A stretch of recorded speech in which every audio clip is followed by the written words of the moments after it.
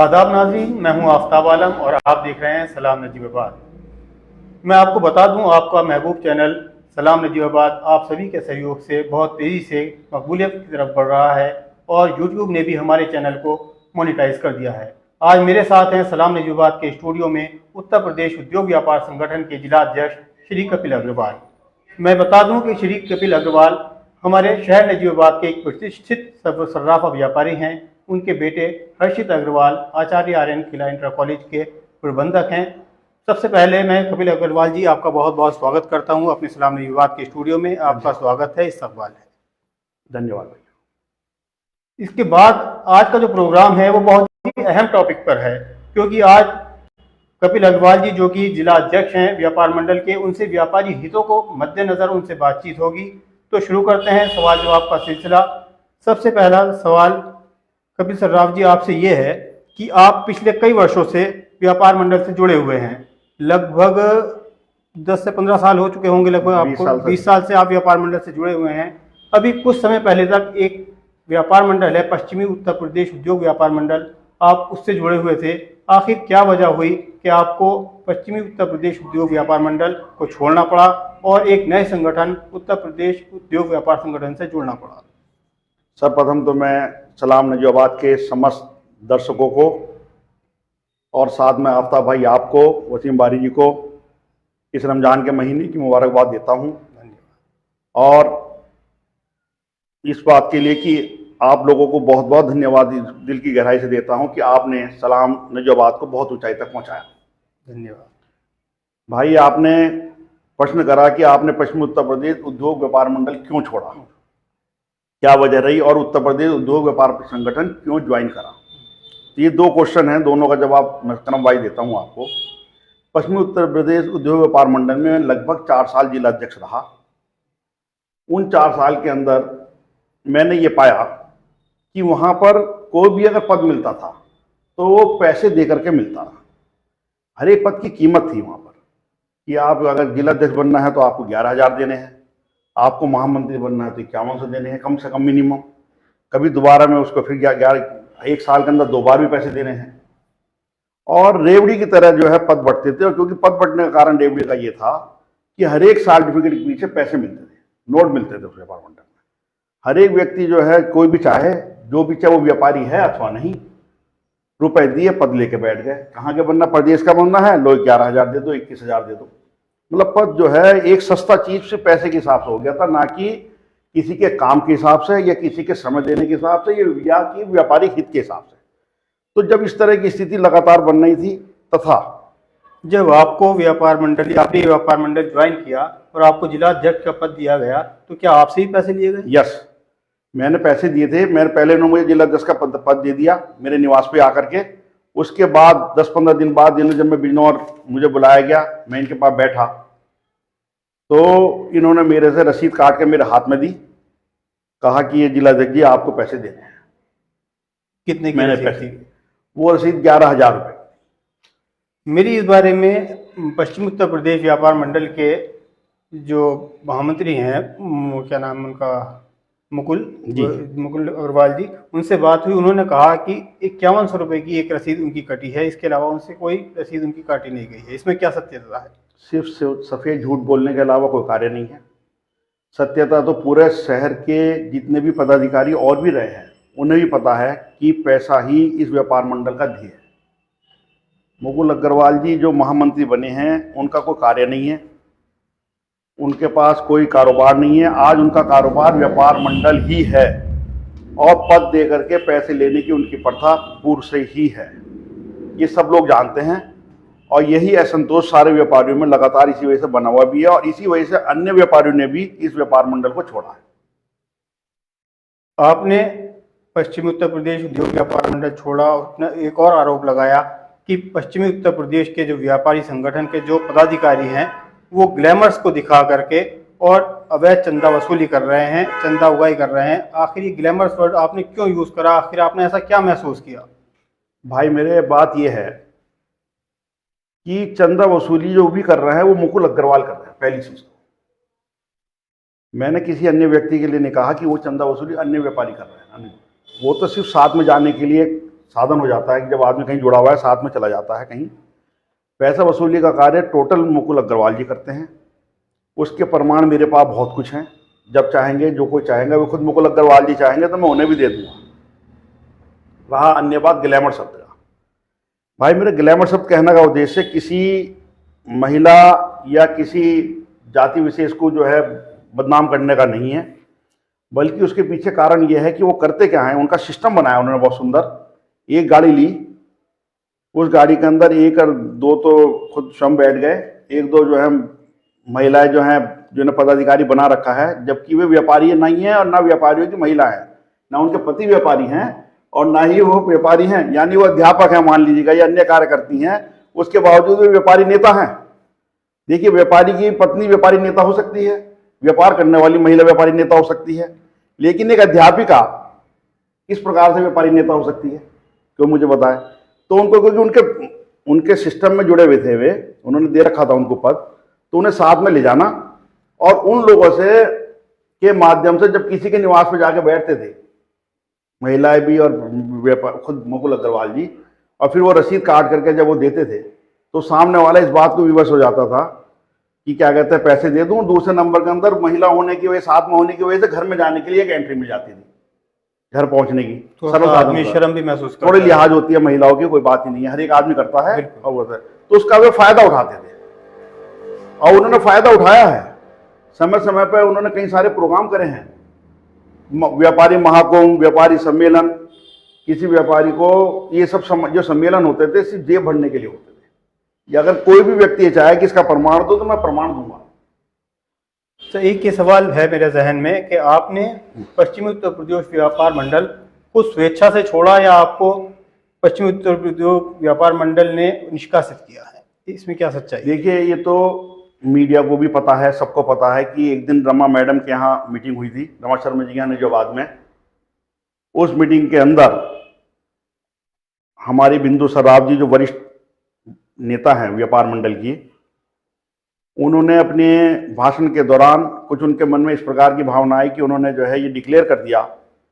आक्रोश तो पहले से चल रहा था, उनसे भी पैसे वसूली हुई है, आप उनसे भी पूछ सकते हैं। तो उन्होंने जो है कहा कि मैं पश्चिमी उत्तर प्रदेश उद्योग व्यापार मंडल छोड़ रही हूँ। लगातार वार्ता हमारी सब लोगों से चल रही थी कि इसको हमें छोड़ना है, इस तरह ये चीज़ अच्छी नहीं चल रही है, व्यापारियों के साथ शोषण हो रहा है, व्यापारियों का आर्थिक शोषण तो हो ही रहा है। तो मन में बहुत समय से दिखाई दे रहा था कि मुकुल अग्रवाल जी के साथ एडजस्टमेंट होना हमारा मुश्किल है। तो उसी दिन हमने वही डिक्लेयर कर दिया था कि हम पश्चिमी उत्तर प्रदेश उद्योग व्यापार मंडल छोड़ रहे हैं और आर्थिक शोषण के कारण ही छोड़ रहे हैं। उसके बाद उन्होंने, बल्कि उनकी एक वीडियो है धामपुर की, मेरे पास भी है, उसमें उन्होंने कहा कि मैं तो पहले चाहता था, जब उन्हें अपनी खेप मिटाने के लिए कहना पड़ा उनको, शर्म मिटाने के लिए, कि मैं चाह रहा था कि कपिल जी अपना आप छोड़ें ताकि मैं इन्हें शत्रुघ्न सिन्हा बना दूं बीजेपी का। उसके बाद वो कहते मैंने निष्कासित कर दिया। जब एक तरफ तो कह रहा है मैं शत्रुघ्न सिन्हा बना दिया मैंने, और एक तरफ निष्कासन, तो वो खुद ही इस चीज से प्रमाणित हो जाती है कि वो क्या सही बोल रहे हैं क्या झूठ बोल रहे हैं।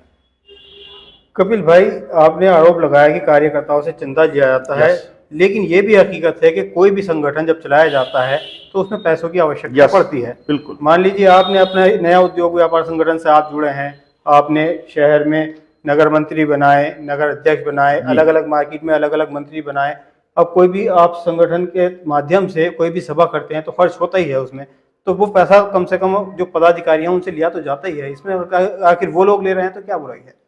देखिए भाई, मेरी आपसे एक बात कहने की, आफ्ताब भाई, पैसा लेना तो उसका हिसाब देना। हाँ, अगर पैसा लेना तो उसका हिसाब देना भी हमारा कर्तव्य बनता है।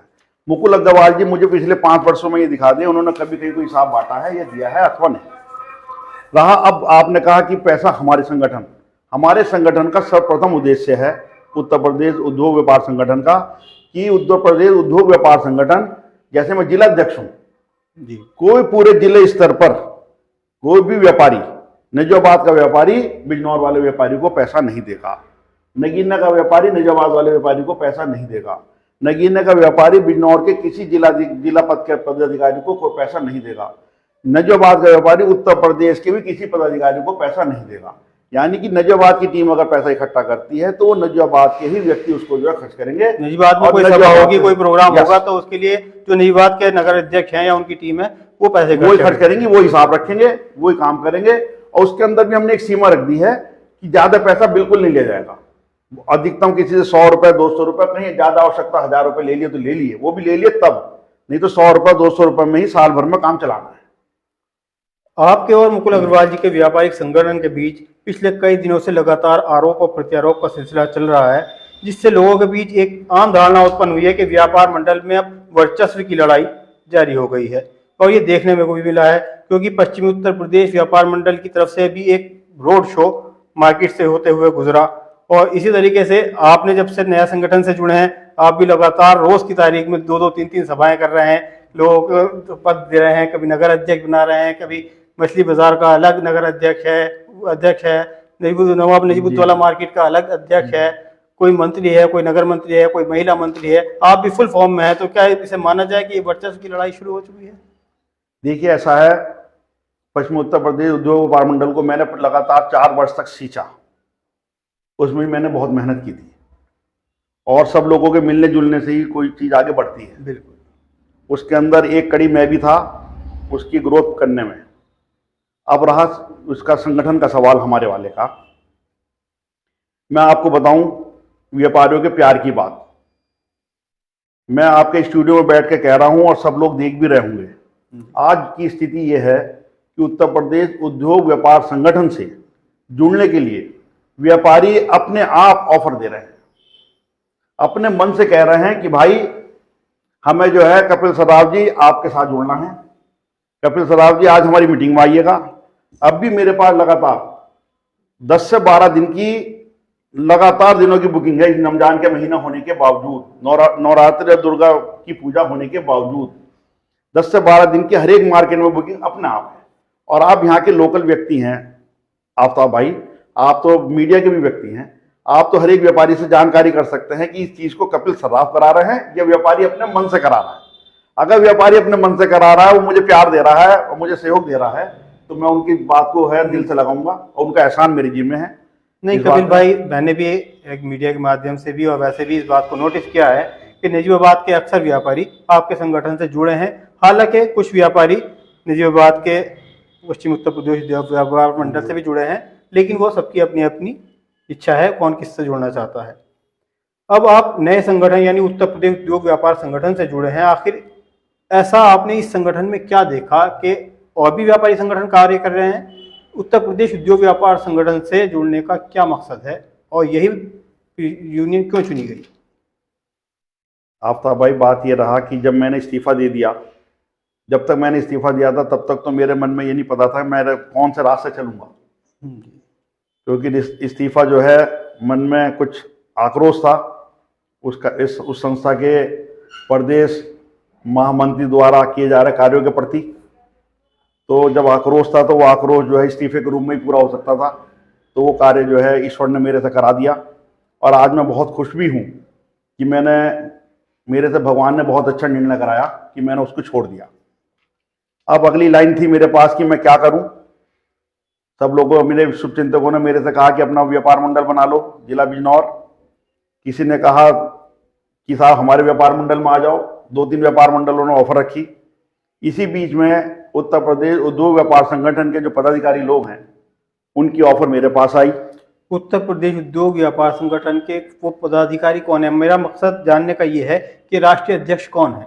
राष्ट्रीय अध्यक्ष श्री नरेश अग्रवाल जी हैं। क्या वो राजनीतिक व्यक्ति हैं? यस, राजनीतिक व्यक्ति हैं और वो पूर्व राज्यसभा सदस्य भी रह चुके हैं। और उनके बेटे नितिन अग्रवाल जी हैं। नितिन अग्रवाल जी कौन से पद पर? नितिन अग्रवाल जी इस समय पर मद्य निषेध और आबकारी मंत्री हैं उत्तर प्रदेश शासन में। तो संगठन में उनके पास कौन सा पद है? वो संगठन में इस समय उत्तर प्रदेश के अध्यक्ष हैं। उत्तर प्रदेश संगठन के, हाँ, उत्तर प्रदेश का। क्या आप भी किसी राजनीतिक पार्टी से बिलोंग करते हैं? भाई, मैं राजनीतिक पार्टी से वर्तमान में बिलोंग तो करता ही हूँ। कौन सी पार्टी से? मैं इस समय भाजपा से बिलोंग करता हूँ वर्तमान में, इसमें भी कोई शक नहीं है। लेकिन जब मेरा संगठन होता है व्यापारिक संगठन, तो मैं उस समय पर कोई क्योंकि हमारा नारा है व्यापारिक संगठन का, कौम पार्टी कोई भी हो, पहले हम व्यापारी हैं। बिल्कुल। तो जब हम व्यापार मंडल में होते हैं तो उसके अंदर ना हमें कौम से मतलब है, ना पार्टी से मतलब है, हमें अपने व्यापारी से मतलब है। और हम अपने व्यापारी के लिए तहे दिल से दिलो जान से उसके साथ रहते हैं। जी, ये सवाल पूछने का मेरा मकसद भी दरअसल यही था, क्योंकि आजकल लोगों के बीच एक आम धारणा बन गई है कि भारतीय जनता पार्टी की सरकार में व्यापारियों का उत्पीड़न बढ़ा है। क्या आप इससे सहमत हैं? नहीं, ये तो नहीं कहा जा सकता कि भारतीय जनता पार्टी की सरकार में उत्पीड़न बढ़ा है। बहुत सहूलियतें भी सरकार ने दी हैं, जैसे जीएसटी लगाई। शुरू में सब व्यापारी महसूस करते कि जीएसटी से बहुत नुकसान हो रहा है। आज ये महसूस करते हैं कि दिल्ली से माल खरीदूं या मेरठ से या सहारनपुर से, सब मुझे एक रेट मिल रहा है। अब जब धीरे धीरे उसके रूटीन में आए हैं तो आज समझने लगे हैं कि व्यापारी हमें आराम मिला है। और रहा सवाल उस चीज़ का कि सरकार के उत्पीड़न का, सरकार भी उत्पीड़न उस व्यक्ति का करती है जो कोई व्यक्ति अनैतिक कार्य करता है। जो सरकार की चोरी करेगा तो उसके प्रति तो सरकार उसके साथ तो कुछ ना कुछ करेगी। चलिए, अब बात करते हैं, ये तो हो गई बात संगठन की, अब बात करते हैं व्यापारी हितों को लेकर। जी, सबसे पहला मेरा सवाल ये है कपिल भाई कि जब व्यापार मंडल का नाम सामने आता है तो सबसे पहले एक बात, पिक्चर एक हमारे जहन में आती है कि ये व्यापार मंडल व्यापार हितों के लिए और व्यापारी के फायदे के लिए बनाया गया है। जी, सबसे पहली पिक्चर। लेकिन हमने ऐसा महसूस किया है कि व्यापारी संगठन जितने भी हैं सिर्फ एक संगठन को मजबूत करने में तो लगे हुए हैं, लेकिन दरअसल व्यापारियों का उतना साथ नहीं दे पाते या व्यापारियों को उतना फायदा उसका नहीं पहुंच पाता। वो सिर्फ एक नामो नमूद के लिए कि हमारे संगठन के ये नगर मंत्री, ये विकास मंत्री और ये इस मार्केट के मंत्री, लेकिन व्यापारियों को उतना भला नहीं हो पाता है। ये बात मैंने इसलिए कही क्योंकि मैंने पिछले कुछ महीनों पहले कुछ घटनाएं ऐसी घटी हैं जो नोटिस करी हैं, वो मैंने नोटिस करी हैं, उन पर बात करना चाहूँगा। क्या ये इस बात से आप मुत्तफिक हैं? देखिए, ये तो बात पक्की है कि बहुत कुछ व्यापारिक मंडल कह लीजिए या संगठन कह लीजिए का, वो सिर्फ नाम के हैं और अपने सिर्फ संगठन को या अपनी जेब को मजबूत करने के लिए ही बने, जो कि मैं थोड़ी देर पहले आपसे कह चुका हूँ। मेरा स्वयं का जहाँ तक सवाल है, मैं अपने स्वयं की बात कर रहा हूँ, खुद की। मेरा रिकॉर्ड नगर निजामाबाद के एक एक व्यापारी साहब ले सकते हैं। मैं आज पिछले लगभग 30 वर्ष से ज्वेलर्स एसोसिएशन का जिला अध्यक्ष हूँ और नगर अध्यक्ष मैं करीब करीब हो सकता है 35 साल हो गए, 40 साल हो गए, मुझे खुद को नहीं पता कितने साल हो गए। तब से मैं जिले का, मैंने नगर निजामाबाद के सराफे का नगर अध्यक्ष। लेकिन जब जब मेरे सराफे व्यापारी के ऊपर कोई भी दिक्कत आई तो मेरा व्यापारी आपसे ये नहीं कह सकता कि कपिल सदाफ हमारे लिए खड़ा नहीं हुआ या दुख के समय पर कहीं भाग गया या हमें बीच मझधार में छोड़ के चला गया। जितना मेरे करने का काम था या करने का काम होता है, मैं तब भी करता था, आज भी करता हूँ। उसके पीछे सिर्फ कारण यह है कि मेरे व्यापारी ने मेरा साथ दिया, उसने मुझे सम्मान दिया और उसने मेरी ताकत बढ़ाई। उनकी जब ताकत मुझे मिली तो मैं सामने अधिकारियों से लड़ा और हम बहुत सी जगह, अधिकतम जगह कामयाब भी हुए संगठन की वजह से। इस संगठन का भी जहां तक सवाल है, मैं आज आपको इस चैनल के माध्यम से, सलाम निजामाबाद के माध्यम से बता देना चाहता हूं, जिस दिन मुझे ये दिखाई दे जाएगा कि मेरे व्यापार मंडल के अंदर भ्रष्टाचार चालू हो गया है, चंदा वसूली चालू हो गई है, या मेरे व्यापारी को इस संगठन से कोई फायदा नहीं हो रहा है और सिर्फ औपचारिकता मात्र संगठन रह गया है या पद घेरने के लिए संगठन बना, तो उस दिन मैं आपको बताना चाहता हूं आफ्ताब भाई कि मैं तुरंत, मिनट नहीं लगेगा मुझे, 1 सेकंड, मैं अपने जिला अध्यक्ष पद से उसी दिन इस्तीफा दूं। कपिल भाई, अभी कुछ समय पहले पूरे उत्तर प्रदेश में जीएसटी विभाग के छापे पड़ रहे थे। नजीबाबाद की मार्केट में भी लोग दहशत में रहे। लगभग 1 सप्ताह तक दुकानें खुली, बंद हुई, शटर उठते थे, गिरते थे, एक दहशत का माहौल व्याप्त था। उस समय मैं खुद आपके पास गया था, आपके प्रतिष्ठान पर, गंगा ज्वेलर्स था, और मैंने कहा था कपिल भाई मार्केट खुलवाइए। आपका कहना था कि मैं क्यों खुलवाऊं मार्केट, मैंने बंद थोड़ी कराई है, व्यापारी अपना बंद करा रहे हैं। तो क्या आपको ऐसा नहीं लगता है कि ठीक है व्यापारी अपना डर के वजह से बंद कर रहे थे, लेकिन आपको व्यापार मंडल का जिला अध्यक्ष होने के नाते या आपके जो और टीम के लोग हैं उनको इकट्ठा होकर शहर में गश्त करना चाहिए था और व्यापारियों से कहना चाहिए था कि आप अपने अपने प्रतिष्ठान खोलिए और हम आपके साथ हैं। अगर कोई भी जीएसटी विभाग का अधिकारी आपके साथ गलत करता है तो हम आपका साथ देने के लिए तैयार हैं। एक माहौल क्रिएट करना चाहिए था। आप तो भाई, जीएसटी का बड़ा गंदा दौर था वो वाला जो हुआ, जो हमारे व्यापारी भाइयों ने दुकानें बंद करी, वो एक बहुत शर्मनाक घटना है हमारे व्यापारियों के लिए भी। देखिए, मैं, आपको पता है मैं अपनी शॉप पर कम बैठता हूँ, मेरे बच्चे ज़्यादा बैठते हैं, लेकिन क्योंकि जीएसटी वालों का छापा था, आपकी मेरी मुलाकात हुई थी मेरी शॉप पर, मैंने अपनी दुकान पर सिर्फ इसलिए गया था कि मेरा व्यापारी ये महसूस ना करे कि हमारा जिला अध्यक्ष हमारे बीच में नहीं है या हमारा व्यापारी नेता हमारे बीच में नहीं है। मैं अपनी शॉप पर जाकर बैठा, मैंने अपनी शॉप खुलवाई, खोली रखी, आसपास की जितनी शॉप थी उन्हें बुला बुलाकर मैंने खुलवाया। शायद आपने देखा होगा, सब लोगों की मैंने दुकानें कहा। मैं हर एक व्यापारी से कह रहा था कि आप अपनी दुकान खोलिए, घबराइए मत, मैं यहाँ बैठे हैं, हम सब मिलकर के ये लड़ाई लड़ लेंगे। लेकिन बहुत से व्यापारियों ने मेरी बात मानी भी और बहुत से व्यापारी जो है वो घबराहट में भी रहे। लेकिन जहां तक सवाल उस चीज का, उस मौके की घटना से मैं भागा नहीं हूं और मैं व्यापारियों के साथ रहा। और मैंने आपके साथ चैनल को भी आप निकाल बाइट दी थी कि व्यापारी दुकान खोलें, व्यापार संगठन जिंदाबाद है। मैंने कहा था कि व्यापार संगठन जिंदाबाद है, व्यापारी दुकान खोले। नहीं, मैंने बाइट ली थी, मैं उससे बात से आपकी इत्तेफाक रखता हूँ। लेकिन मेरा एक कहने का मकसद है कि एक मैसेज ये भी अच्छा पड़ता कि अगर आप लोग गश्त करते शहर में और शहर की विभिन्न मार्केटों में, जैसे मछली बाजार हो गया, मीना बाजार हो गया, स्टेशन रोड हो गया, क्योंकि हम लोग एज ए मीडिया पर्सन घूमे तो लोगों का हमने तासुरात जानना चाहे तो वहाँ लोगों ने कहा यार व्यापार मंडल क्या कर रहा है, कहाँ है व्यापार मंडल।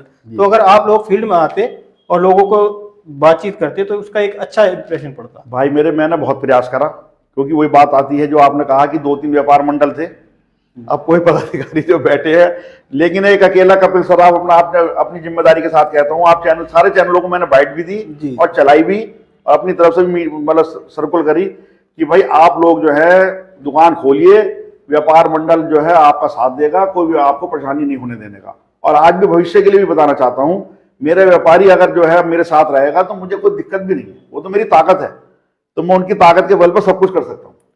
चलिए, एक और अभी कुछ दिन पहले घटना घटी नजीबाबाद में, जीआईसी रोड पर राज के इंटर कॉलेज है जी, उसके बाहर दोनों तरफ फड़ लगाकर छोटे व्यापारी कार्य किया करते थे।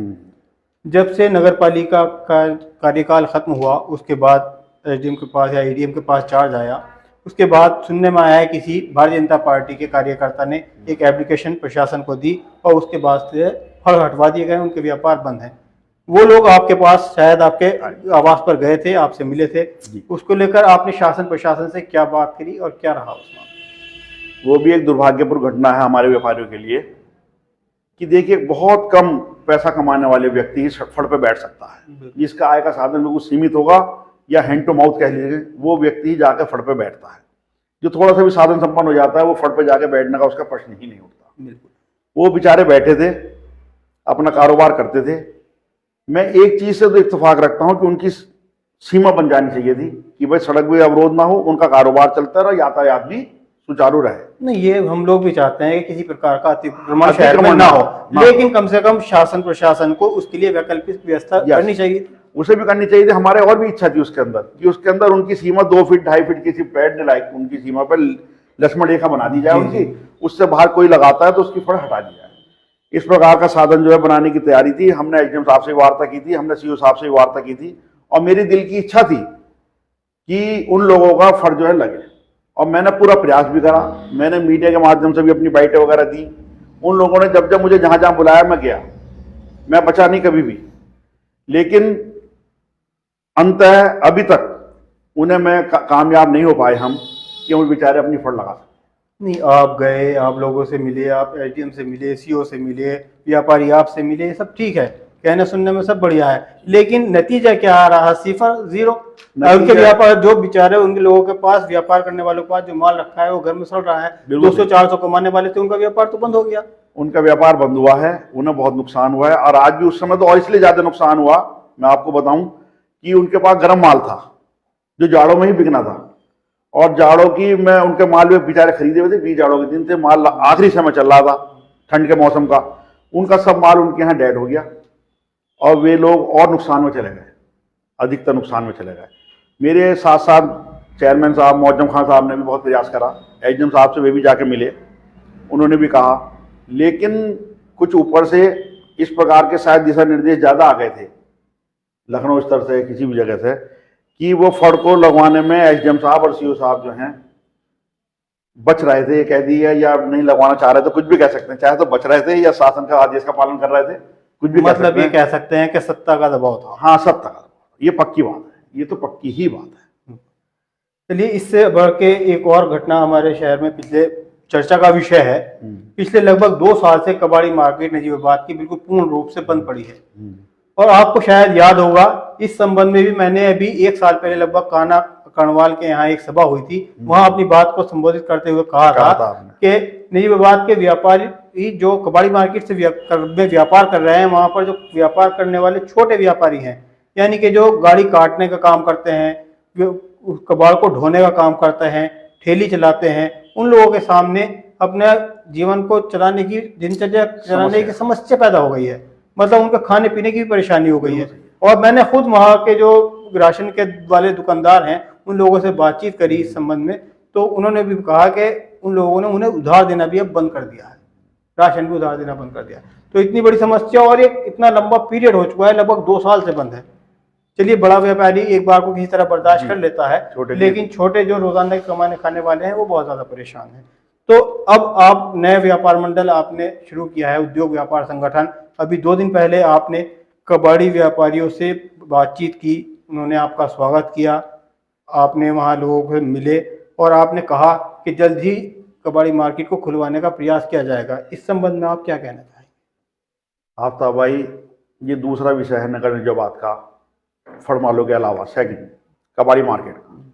मैं पहले तो बताना चाहता हूँ, कबाड़ी मार्केट निजामाबाद पूरे उत्तर प्रदेश का एक शान का व्यापारी प्रतिष्ठान कहलाता है। बिल्कुल, नाम कबाड़ी है, लेकिन जो नाम है हमारे पूरे उत्तर प्रदेश में नगर निजामाबाद के कबाड़ी मार्केट का बहुत बड़ा नाम है। मैं ये नहीं चाहता कि कोई काम नंबर 2 का हो, लेकिन नंबर 1 का काम उनका होना चाहिए। नहीं, एक बात मैं आपको रोकते हुए एक बात कहता हूँ। मान लीजिए हर जगह असामाजिक तत्व होते हैं, शरारती तत्व होते हैं। 90% हम लोग जिस मार्केट में बैठे हैं, मैं भी एक व्यापारी हूँ, आपके प्रतिष्ठान के पास मेरा फ्रेंडवुड हाउस के नाम से प्रतिष्ठान है, और भी लोग जो भी व्यापार कर रहे हैं, कहीं ना कहीं एक आध दुकानदार कुछ गलती कर बैठता है किसी वजह से। मान लीजिए कबाड़ी मार्केट में जो व्यापार हो रहा है, गाड़ी काटी जा रही है, किसी ने एक चौड़ी गाड़ी काट ली, तो लेकिन किसी एक व्यक्ति की वजह से पूरी मार्केट को तो बंद नहीं कराया जा सकता। बिल्कुल सही आपकी बात। देखिए, यही बात मैं कहना चाह रहा था, जो बात आपने आगे रखी। मेरा कहना यह है कि जो व्यक्ति गलती करे उसके खिलाफ दंडात्मक कार्रवाई होनी चाहिए, उसके खिलाफ कानून के अंतर्गत जो भी उसका दंड बनता है उसे मिलना चाहिए। तो होता भी अक्सर ऐसा ही है, लेकिन इस मार्केट में ऐसा नहीं हुआ। यही तो दुर्भाग्यपूर्ण बात है, यही तो बात कहने की है। इसीलिए तो हमारे मन में कुंठा है ऐसी बात की कि भाई, जो आप नियम बना हुआ है किसी चीज के, हर एक काम के लिए कानून बना हुआ है, उस कानून का पालन करते हुए काम होना चाहिए। जो हमारा व्यापारी जीएसटी दे रहा है, जो मेरा व्यापारी जो है कानून के अंतर्गत काम कर रहा है, उसे रोकने का कोई अधिकार नहीं होना चाहिए। जो व्यक्ति चोरी कर रहा है या सरकार का शोषण कर रहा है, कुछ भी कह सकते हैं आप, या नियम विरुद्ध कार्य कर रहा है, तो उसके खिलाफ कानूनी कार्यवाही होनी चाहिए। उसके लिए पुलिस प्रशासन है, जीएसटी विभाग है, इनकम टैक्स का विभाग है, सारे विभाग शासन के पास हैं, वो उसके पास खिलाफ। लेकिन हर एक व्यक्ति की वजह से सारे व्यक्तियों को दंड दे दिया जाए, या एक गलत व्यक्ति की वजह से जो अच्छा काम करने वाले व्यक्ति उन्हें भी दंड दे दिया जाए, तो ये तो कहीं का न्याय नहीं है। उनका बाजार खुलना चाहिए। मैं आपके फिर मैं बताता हूँ सलाम चैनल के माध्यम से फिर ये मैं कहना चाहता हूँ आपके कि हमारे कबाड़ी बाजार के व्यापारी बहुत अच्छे व्यापारी हैं, सरकार को टैक्स देते हैं। मैंने उनके कागजात देखे, वो 18% का उनका टैक्स है, उनके ऊपर लगता है, और वे 18 का 18% टैक्स देकर के बिल काट करके माल देते हैं। और शायद मेरे जैसा अंदाजा लगता है कि लाखों रुपए का रोज का पर डे टैक्स जो है हमारे कबाड़ी मार्केट देने के लिए तैयार था और आज भी देता है। तो उन लोगों को, सरकार को सोचना चाहिए, समझना चाहिए कि उनका कारोबार भी चलाएं, अपना टैक्स भी ले और नियम के तहत कार्य होता रहे। उत्तर प्रदेश उद्योग व्यापार संगठन ने अभी 2 दिन पहले उनसे मुलाकात की जी। क्या कोई इस बात को लेकर रणनीति बनी कि किस से मिला जाए और किस तरीके से मार्केट को खुलवाया जाए, क्या प्रयास किया जाए? भाई, रणनीति तो कोई किसी प्रकार की नहीं है, रणनीति तो हमें बनानी पड़ेगी। हमारे लिए सर्वप्रथम एसडीएम साहब हैं, सीओ साहब हैं नगर स्तर पर, उसके पश्चात हमारे पास जिले स्तर पर जो है हमारे कप्तान साहब हैं, हमारे डीएम साहब हैं। यहाँ भी अगर बात नहीं बनती है तो उससे ऊपर चल के कमिश्नर साहब हैं, और यहाँ भी नहीं बनती है तो फिर शासन है उत्तर प्रदेश लखनऊ में।